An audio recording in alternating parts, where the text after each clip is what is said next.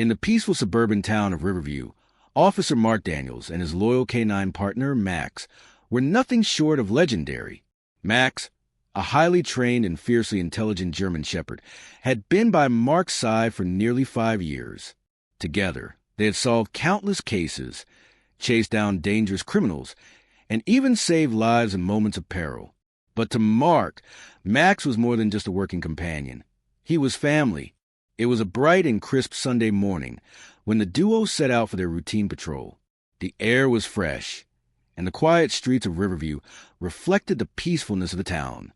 Max sat proudly in the backseat of the patrol car, his ears perked, his sharp eyes darting from one side of the road to the other, always alert, always watching. But that peaceful morning was suddenly shattered when a call came crackling through the radio. Attention, all units. Reports of reckless bikers causing chaos near Riverview Park. Proceed with caution. Mark's grip on the steering wheel tightened instantly. His instincts kicked in.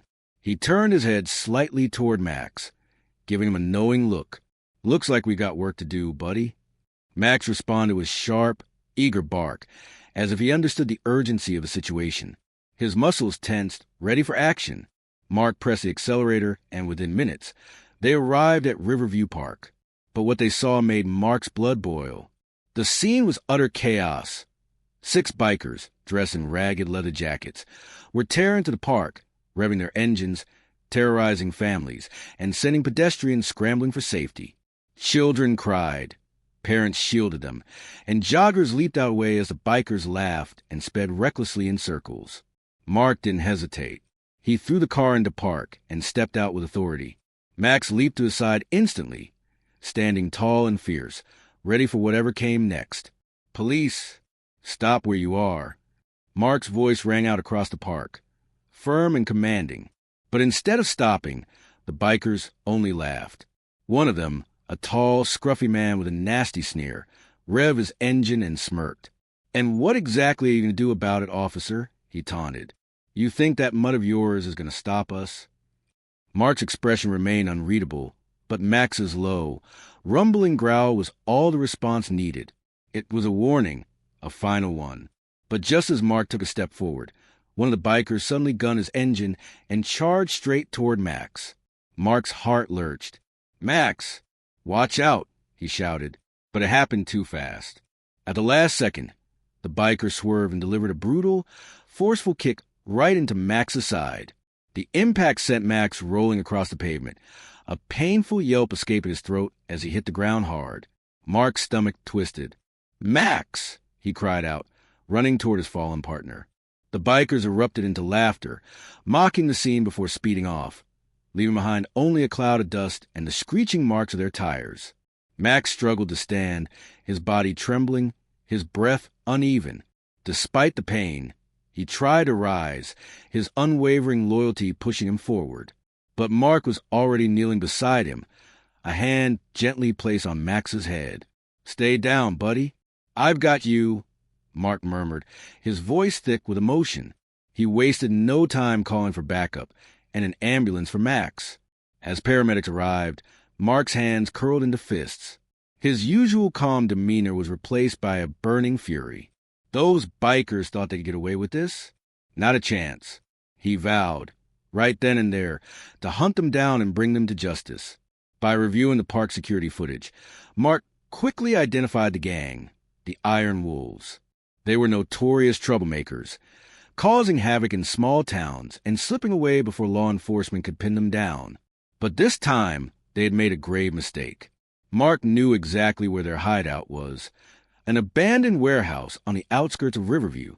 Before heading out, he made a stop at the animal hospital where Max was being treated. The vet assured him Max would recover, but seeing his partner lying there, his usual fiery energy replaced with exhaustion, only fueled Mark's determination. "Rest up, buddy. I'll make sure they pay for this," he whispered, running a hand over Max's fur. That evening, under the cover of darkness, Mark and his team moved in. Surrounding the warehouse, they could hear the bikers inside, their loud laughter and clinking bottles filling the night air. Mark took a deep breath. "This is for Max," he muttered before signaling his team. The raid was swift, aggressive, and relentless. The bikers were completely blindsided as officers stormed the warehouse. Some tried to fight back, but Mark was on a mission. His eyes locked onto the leader, the same man who had kicked Max. Without hesitation, Mark tackled him to the ground with unyielding force. "You think it's funny to hurt an innocent animal?" Mark growled, pinning him down. The biker, now shaking, stammered, "It was just a—" "Save it." Mark snapped, cuffing him. One by one, the entire gang was arrested. As they were hauled away, Mark felt the rush of justice, but his thoughts were still with Max. A week later, Mark returned to the animal hospital to bring his partner home. The moment Yvette opened the door, Max's ears perked up. His tail began wagging wildly, and despite the bandages, he tried to leap straight into Mark's arms. "Easy, boy." Mark chuckled, feeling a surge of relief. He knelt down, ruffling Max's fur. "I told you I'd take care of it." Max nuzzled into Mark, his unwavering loyalty shining through.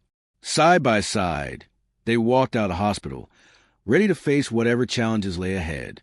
Their story spread throughout Riverview, inspiring the town. Max became a symbol of resilience and courage, while Mark was praised for his unwavering dedication to justice. Even after everything, Mark would often look at Max and say, "They may have hurt you, but they'll never break us." And every time, Max would wag his tail in agreement, because together they were unstoppable.